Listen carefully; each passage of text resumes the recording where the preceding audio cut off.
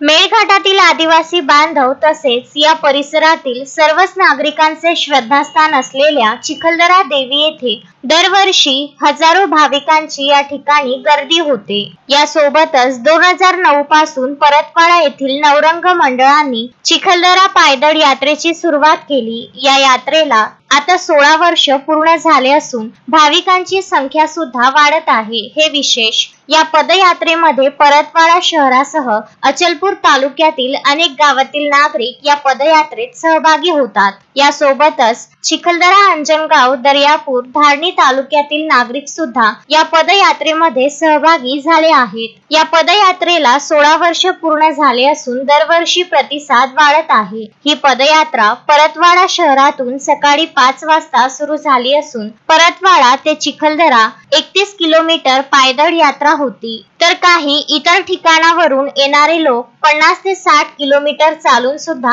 आले होते। यात्रेमुळे चिखलदरा ही पर्यटन नगरी जय माता दी, जय माता दी या जयघोषाने दुमदुमली होती। भाविक भक्तांसाठी दानदात्यांमार्फत अनेक ठिकाणी अल्पोपहाराचे स्टॉल लावण्यात आले होते। 30 ते 35 स्टॉल चिखलदरा ते परतवाडा रोडवर लावण्यात आले होते। यावेळी चिखलदरा नवरंग मंडळाने सहकार्य केले। तसेच पदयात्रेच्या दरम्यान 7 ते 8 हजार भाविक भक्तांनी देवीचे दर्शन घेतले।